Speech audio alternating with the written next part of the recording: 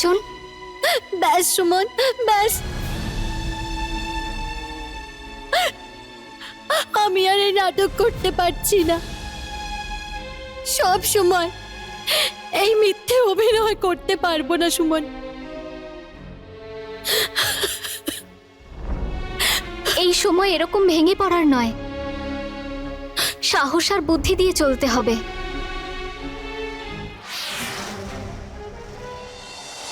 যদি মিথ্যে বললে কারোর উপকার হয়, তাহলে সেটাকে মিথ্যে বলে না, সেটা সত্যির থেকেও বড়। হ্যাঁ কাঞ্চন,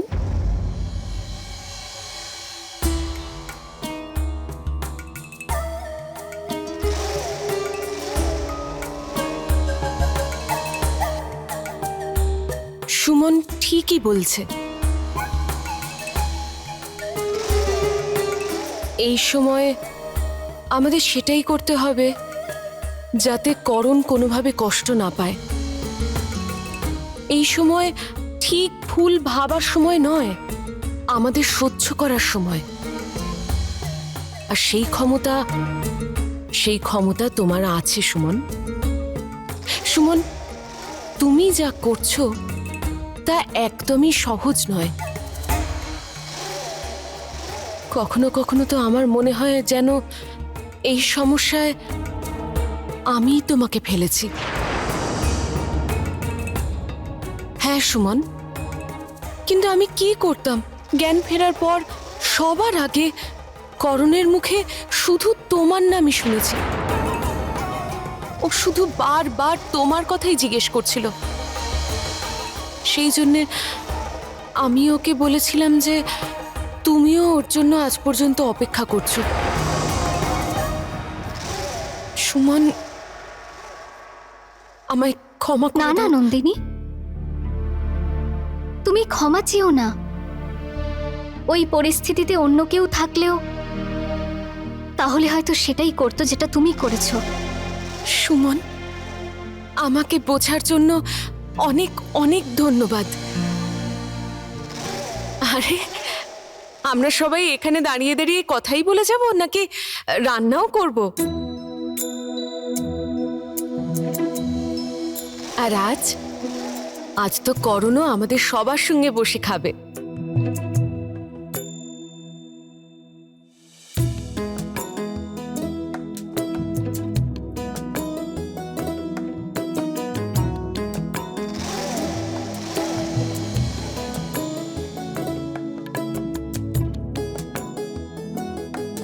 তোমরা তাড়াতাড়ি বানাও, আমি সবাইকে ডেকে নিয়ে আসছি।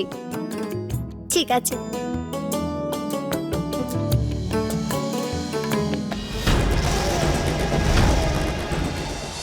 কেমন হয়ে গেছে রে তোর চুলগুলো? দেখ কত খসখসে হয়ে গেছে। রোজ তেল মালিশ কর, তারপর দেখিস কত নরম হয়ে যাবে। হ্যাঁ, কিন্তু আমি আমার হাত দিয়ে তেল কেন লাগাবো? তুমি আছো তো। যেন আমার কাছে আর কোনো কাজ নেই। তাহলে কোনো ব্যাপার না, সুমন লাগিয়ে দেবে। মা, তুমি জানো, যখন আমি সুমনকে ওই সাদা শাড়ি পরে থাকা ছবিটা দেখলাম,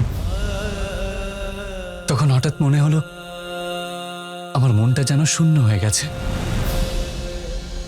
আমি সেই কষ্ট অনুভব করলাম যা আমাকে হারিয়ে সুমন সারা বছর সহ্য করেছে। এখন আমি বুঝতে পেরেছি মা, যে ও কেন এরকম চুপচাপ হয়ে থাকে। কিন্তু কোনো ব্যাপার না, এখন তো আমি এসে গেছি। তুমি দেখো, এবার ওকে আমি এত খুশি রাখবো, এত খুশি রাখবো যে ও 1 বছর ধরে কাটানো সব দুঃখ, সব কষ্ট ভুলে যাবে। এবার আমি আমার সুমনকে প্রত্যেক দিন হাসির একটা করে উপহার দেব।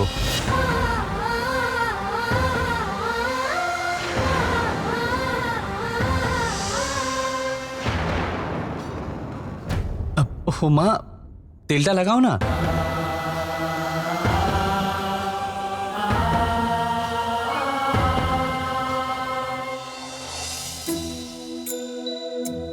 চলো তোমরা, জলখাবার হয়ে গেছে। চলো চলো, খুব খিদে পেয়েছে। সুমন,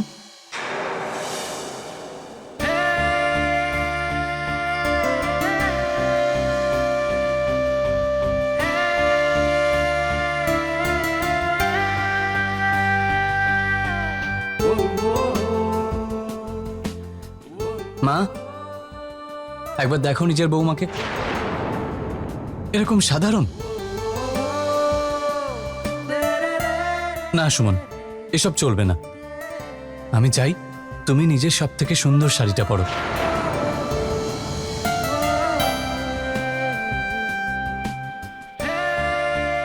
আমি আমার স্ত্রীকে প্রত্যেক দিন মাথা থেকে পা অব্দি একদম পরীর সাজে দেখতে চাই।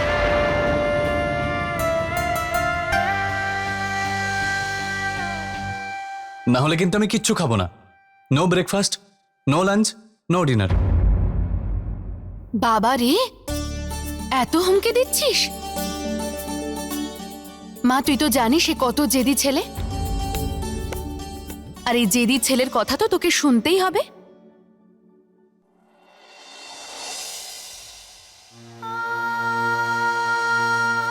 নাও, এবার তুমি তাড়াতাড়ি গিয়ে সুন্দর করে সেজে আসো, তবেই আমি খেতে যাব।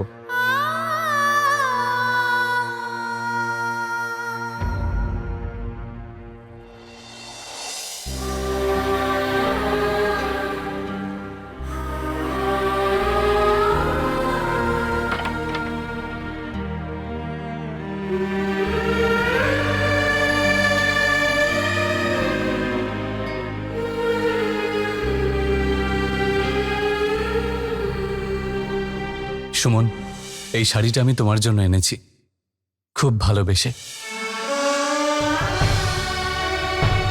আমি চাই যে বিয়ের পরের দিন তুমি এই শাড়িটা পরো। বিয়ের পরে প্রত্যেক সকালে আমি তোমাকে আমার ভালোবাসার রঙে সেজে থাকতে দেখতে চাই।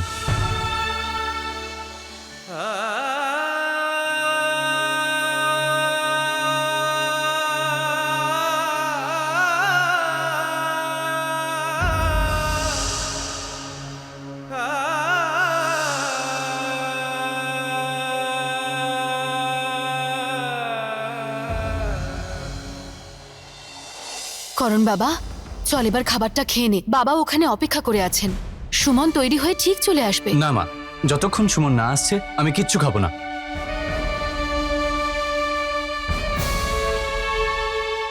আচ্ছা দাদা, তুই কি করছিস? আচ্ছা একটা কথা বল, তোর বেটার হাফ নন্দিনী বৌমণি কোথায়? এই যে মশাই, আমি এদিকে।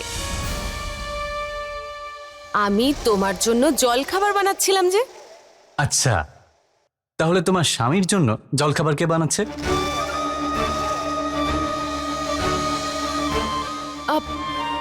আমি। করণ, তুমিও না খুব বদমাশ হয়েছো।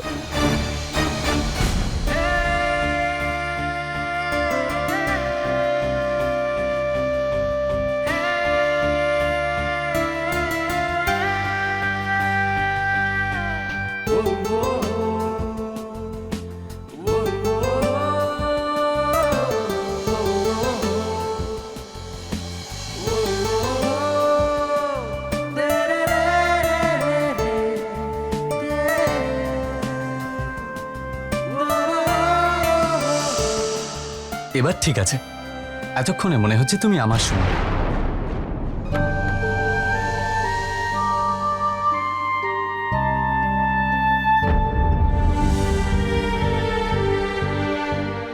Looking gorgeous and beautiful.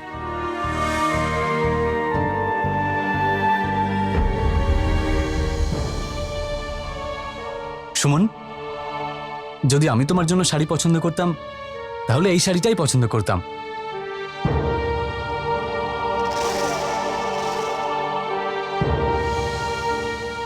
কিন্তু সুমন এখনো একটু খুঁত রয়েছে।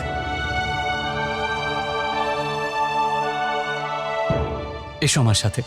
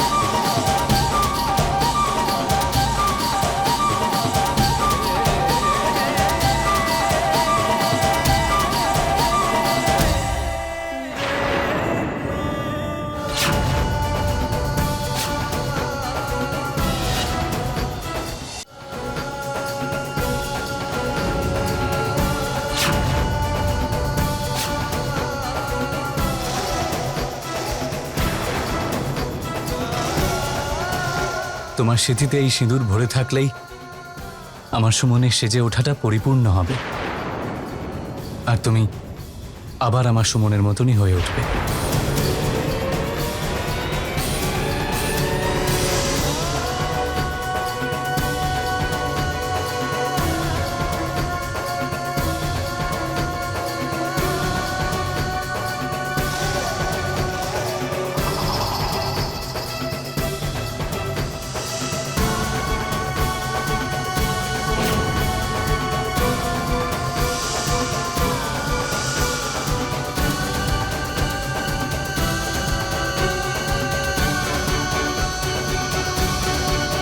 করণ,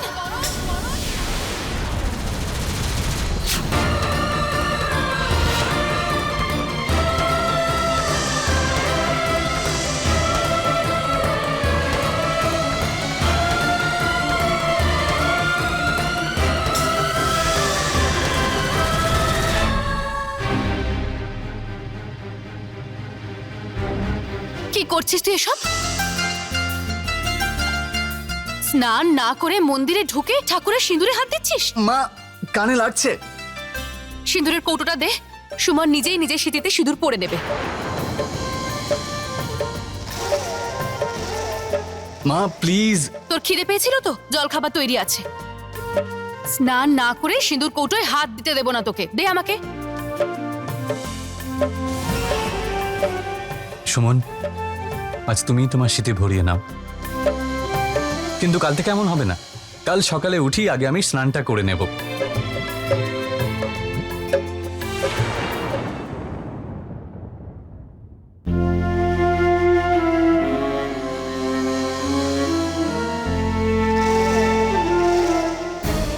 সিঁদুর নিজেই পরে নে রে মা।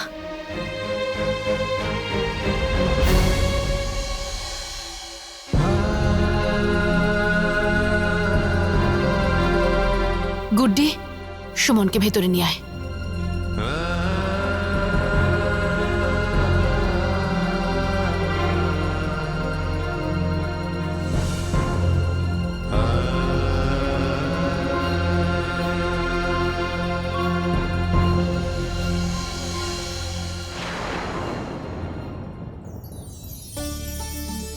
এই নে। দাদা, তুমি এটা নাও না, হ্যাঁ। তোমার ফেভারিট স্যান্ডউইচ। আর এটা আমি বানিয়েছি, আরে আরে, একটু খেয়ে দেখো তো কেমন হয়েছে। আমার একটাই মুখ আর একটাই পেট, আর কত খাবো? এত বড় খাবারের লিস্টটা তো তুমিই দিয়েছিলে না, এবার তোমাকে সব খেতে হবে।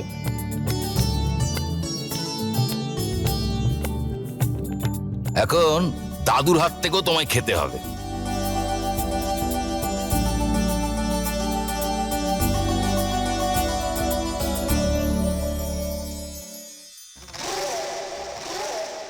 আরে বৌমনি, দাঁড়াও দাঁড়াও। তুমি তুমি ওখানে কেন বসছো? এখানে বসো না, কার্তিক দাদার পাশে।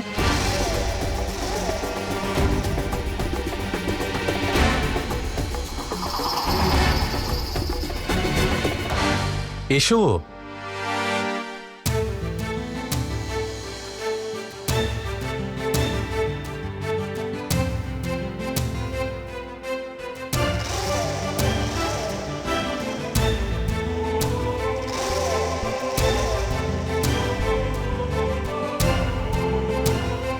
আরে বৌমনি, এটা কি করছো? তুমি আর দাদা একটা থালাতেই খাবে। যখন আমার আর সুমনের বিয়ে হয়েছিল না, তখন আমরা একে অপরকে হাতে করে খাইয়ে দিয়েছিলাম, তাই না সুমন? নাও, এবার তুমি আর দাদা একটা থালাতেই খাও।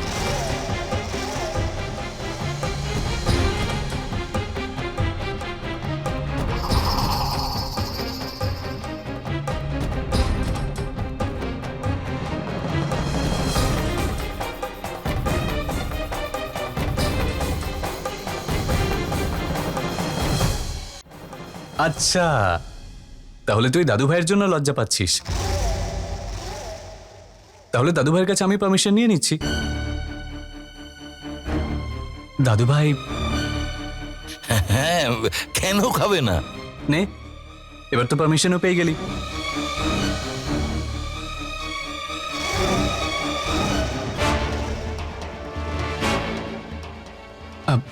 দাদু ভাই, আর একটা পারমিশন নেওয়ার ছিল। হ্যাঁ বলো। আমি আর সুমন। হ্যাঁ দাদু ভাই, হ্যাঁ খাও। নাও বৌমনি, আগে দাদাকে তুমি খাওয়াও, তারপর আমরা।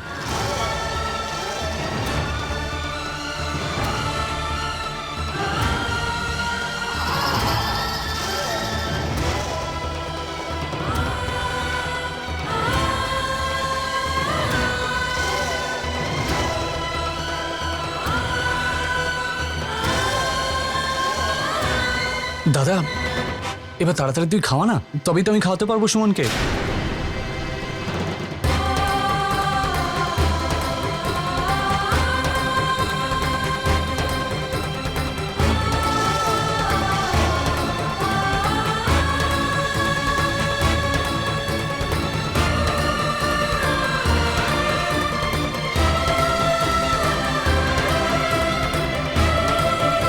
সুমন,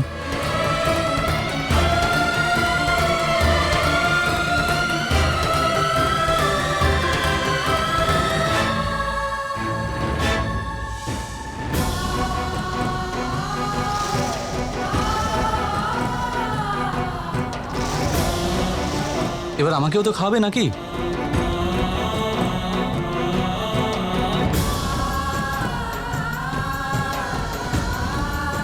খাওয়াও না।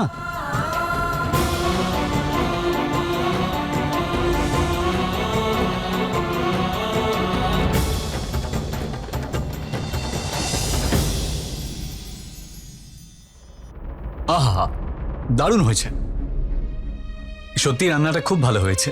পেট তো ভরে গেল, কিন্তু মন ভরল না। এই পেতনি, তুইও এরকম রান্না করা শিখে নে, তোর শ্বশুরবাড়ির লোকেরা খুব খুশি হবে। আর একটা কথা বল, জয় আমেরিকা যেতে না যেতেই তুই এখানে চলে এলি। বিয়ের পর মায়ের কাছে থাকাই ইচ্ছে নাকি তোর? কার্তিক দাদা, দেখো না, ও সবসময় আমাকেই খুঁজে পায় জ্বালাতন করার জন্য। চুপ কর, নালিশবাজ কোথাকার। কার্তিক দাদা দেখো না, কার্তিক দাদা দেখ না। আরে হ্যাঁ, আসল কথাটা তো ভুলেই গেছি। কার্তিক দাদার বিয়ের রিসেপশন কবে?